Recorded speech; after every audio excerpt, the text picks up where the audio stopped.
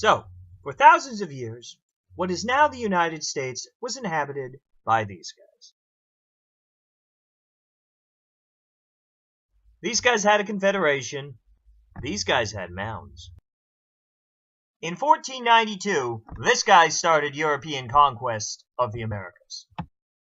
There was settlement here and here before a successful settlement here in 1607 at Jamestown. Jamestown almost died until it got this. A few years later, the Pilgrims landed at Plymouth Rock, forming the Plymouth Colony. That was followed shortly by the Dutch colonization of New Netherland and the Puritans colonizing Massachusetts Bay. Eventually, there was large-scale European settlement throughout the eastern United States. Problem, though, as Europeans went further and further west, they also had to steal more and more native land and kill more and more Native Americans. Millions of Native Americans were also killed by diseases such as smallpox. The South was settled primarily by indentured servants. This changed following Bacon's Rebellion.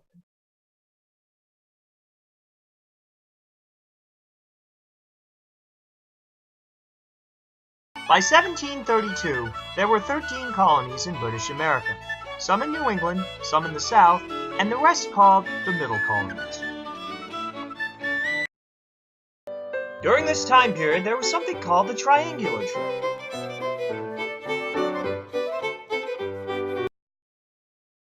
There was also something called the Great Awakening.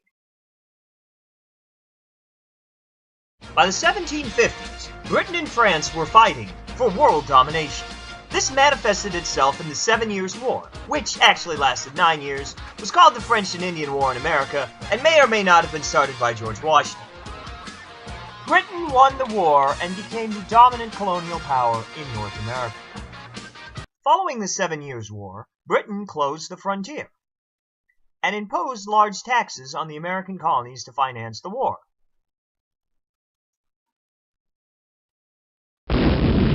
These actions, coupled with the Boston Massacre, led Americans to want a greater degree of self-governance. In 1773, colonists protested the tax on tea with this, which led to the Intolerable Acts, which in turn led to the First Continental Congress, and ultimately to the shot heard round the world. At the beginning of the American Revolution, the majority of American colonists were loyal to the king.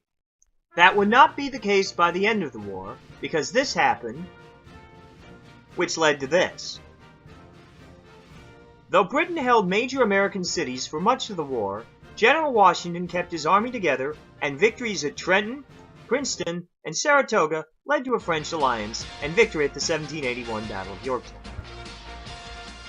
The 1783 Treaty of Paris granted America its independence, as well as most of the land east of the Mississippi. By this time, the American government was a loose confederation of states that didn't really work because it couldn't raise money or make the states actually do anything. In particular, it couldn't stop this.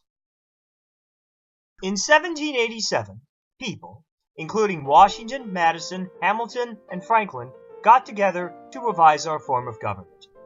The result? The Constitution.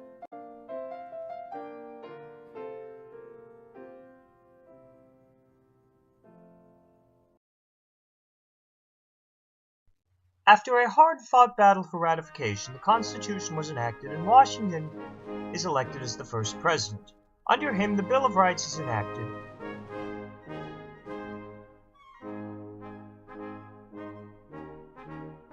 Hamilton consolidates the federal debt, work begins on Washington, D.C., and defeat of the risky rebellion ensures the primacy of the federal government. The French Revolution is going on at this time, and Washington tries desperately to stay out of that. In 1793, the cotton gin is invented. That is a very important development in the spread of slavery.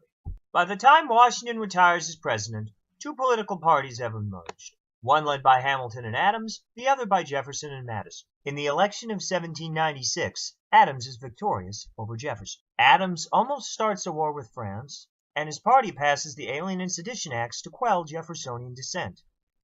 He also appointed John Marshall to the Supreme Court. Marshall would introduce the concept of judicial review. In 1800, Jefferson defeats Adams, the first time the American presidency changes political parties.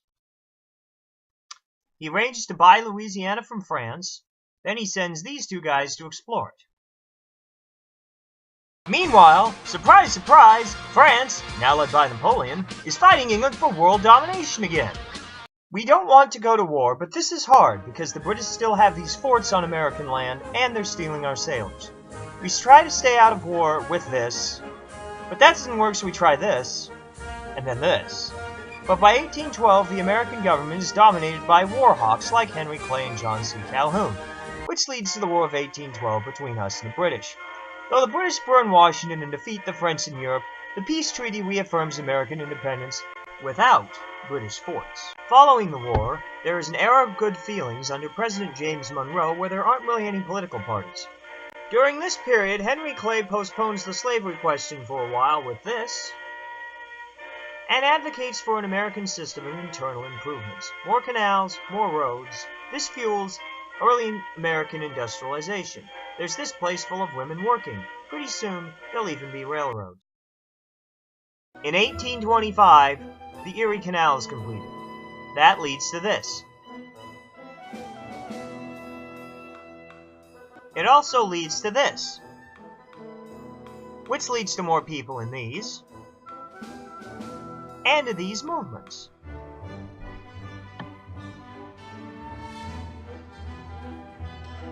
In 1828, Andrew Jackson becomes president, ushered in by a wave of yeoman farmers afforded the vote for the first time.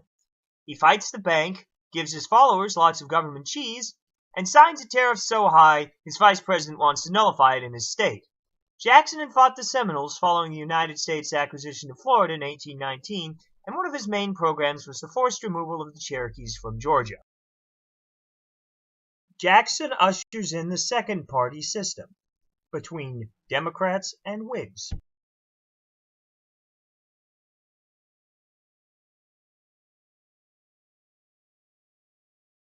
Let's check to see what's going on down south. Is the inhumane practice of slavery going on? Is the southern economy now dependent on cash crops such as cotton and tobacco? Do most white southerners own slaves? But 1/3 of the South is enslaved. Do you consider blacks to be full human beings? Oh, and, will you ever industrialize? Americans continued to move west during this period. They settled Texas, which became independent in 1836. By the 1840s, they started going by covered wagon to Oregon and California. This led to something called Manifest Destiny. Under Polk, the United States annexed Texas and Oregon. Polk also presided during the Mexican-American War, which the United States won, gaining California from it. Shortly thereafter, there was the California Gold Rush, which greatly increased Western settlement. Following the Mexican War, most Northerners want free soil in the Western lands. They supported the Wilmot Proviso. The Wilmot Proviso fails, and two compromise measures are enacted. First, the Compromise of 1850, and then the Kansas-Nebraska Act of 1854. The Kansas-Nebraska Act breaks up the Whigs and leads to the third-party system.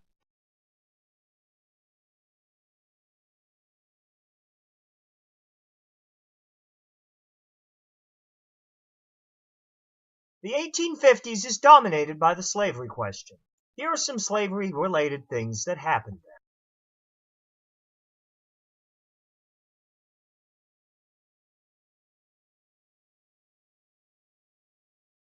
In 1860, the Democratic Party splits in two, and the Free Soil Republican Lincoln is elected with 39% of the vote, but only a handful of votes in the South. That leads to the secession of 11 southern states worried that Lincoln would abolish slavery, which in turn leads to...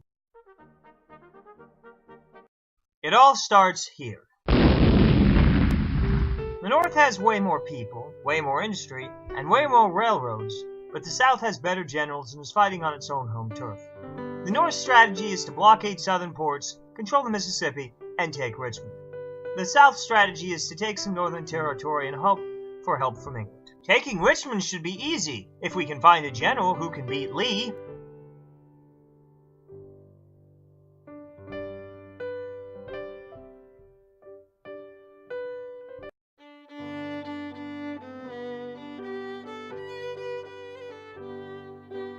Hey look! Grant just captured the Mississippi. Grant wins, so let's pit him against Lee. Stalemate! Wonder if something's happening elsewhere. Grant destroys Lee's army in a war of attrition, captures Richmond, and forces Confederate surrender. Over 600,000 men die during the Civil War. Lincoln is assassinated at the end of the Civil War. And Reconstruction falls to this guy, but mostly these guys. The South is placed under military control, often by carpetbaggers or scalawags, and forced to ratify the 13th, 14th, and 15th Amendments. But troops are removed in the 1870s and Redeemer governments installed. Blacks are intimidated, segregated, and forced into second-class status with few, if any, rights. The South also spends 150 years lying about what really happened in the Civil War. Meanwhile, the first transcontinental railroad is built, there will later be others, and people are homesteading in the West. They steal more native land, kill all the buffalo, and defeat the Indians in battle. No more frontier. Much western land becomes cattle ranches. More and more people are moving to big cities, including immigrants from southern and eastern Europe who live in squalid tenements. The economy is dominated by robber baron industrialists and financiers who control entire industries and make millions while treating their workers quite badly. Workers try to unionize and strike, but mostly fail until the early 20th century. Gilded Age politics are dominated by corrupt, big city machines. Presidents and Congress are controlled by business, plagued by scandal, and don't really do anything except hand out patronage. Farmers are tired of politics as usual and being robbed blind by railroads, so they start this. And this. The movements are ultimately picked up by major parties when this guy shows up. Bryan is thrice defeated. This guy writes a book saying the U.S. should become a naval power. So the U.S. becomes a naval power. They annex here, then start a war with Spain. As a result of the war, the U.S. gains this, and this. In 1901, McKinley is assassinated, and this guy, a Spanish-American war vet, becomes president. His big stick foreign policy leads to the U.S. building the Panama Canal and becoming the policeman of the Americas. At home, his progressive agenda, motivated by muckrakers, busts trusts, regulates what's in food, and sets aside land. In the first decade of the 20th century, the Wright brothers come out with their Flyer, and Henry Ford comes out with his Model T. After 4 years of Taft as president, Wilson defeats Taft and Roosevelt to become president. He tackles the triple wall of privilege: trusts, tariffs, and taxes. Under him, the Federal Reserve Bank is created. Meanwhile, in Europe,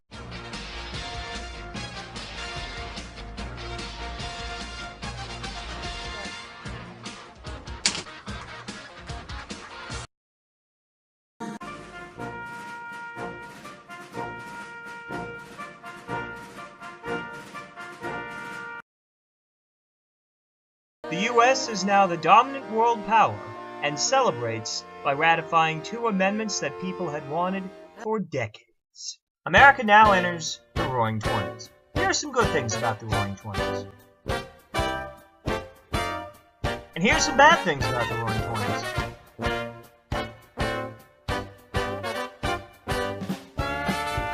The Roaring Twenties come to a screeching halt with the stock market crash of 1929, which plunges the U.S. into the Great Depression. Between 1/3 and 1/4 of the workforce is out of work. The Depression is coupled with a great storm over Oklahoma called the Dust Bowl, which decimates farms and sends thousands west. In 1932, Franklin Roosevelt is elected president. With the swift blessings of Congress, many New Deal programs were created to combat depression by building America's infrastructure and offering welfare. During this time, Prohibition is repealed, and the Wagner Act allows the unionization of many large industries. This also sparks a party realignment where the Democrats become both the dominant political party and the party of big government. FDR is so popular that he is elected to 4 terms. Meanwhile, the Depression and the rise of fascism prime Europe for another epic conflict. The U.S. has no stomach for war, but there's this. which leads to subtle American help for the Allies before entering the war when this happens. That is followed shortly by this unfortunate act. American industrial might, staffed by Rosie the Riveters, girds for a war that ends the Great Depression. The U.S. battles Japan in the Pacific, launches air raids against Germany, and opens up new land fronts here and here. In 1944, the U.S. and Britain invade Normandy, achieving victory in Europe a year later. It takes these to defeat Japan. Following the war, the GI Bill, the FHA, and the military-industrial complex foment 3 decades of prosperity. There is a baby boom, and the burgeoning middle class moves to new suburbs. They drive to work on newly built interstate highways. The Truman Doctrine makes America the policeman for world democracy.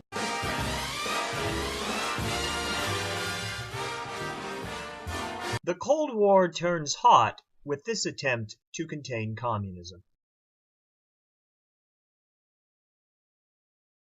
During the Cold War, the United States goes on a communist witch hunt and deposes Latin American leaders.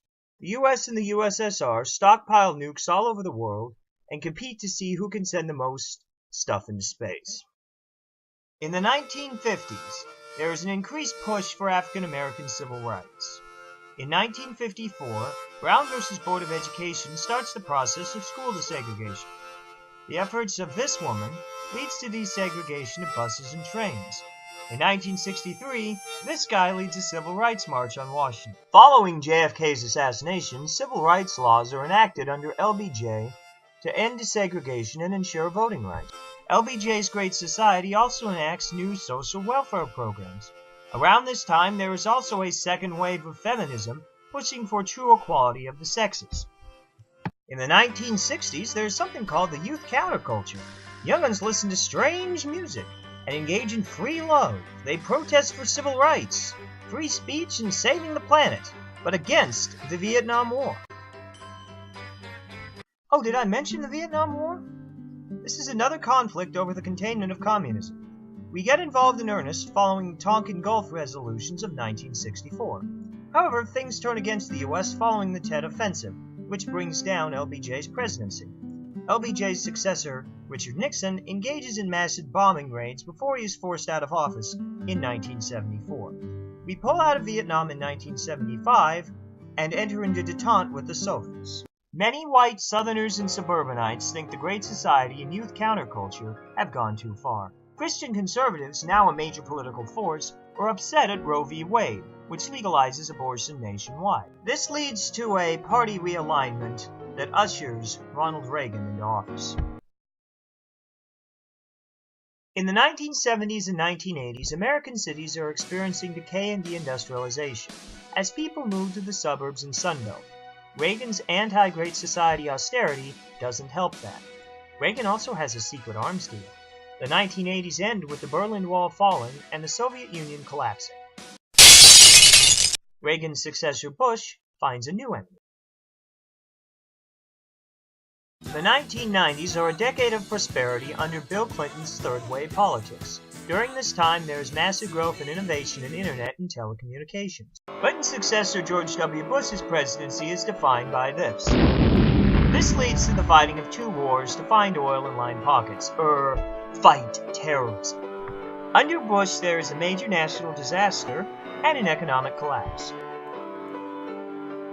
Bush's successor, Barack Obama, is the first African-American president. During his presidency, this guy is killed, the United States tries to enact national health care, and gay marriage becomes legal in all 50 states. People are tired of politics as usual and follow up Obama with Donald Trump, who is neither politics as usual nor sane. Here are some things the United States is facing right now.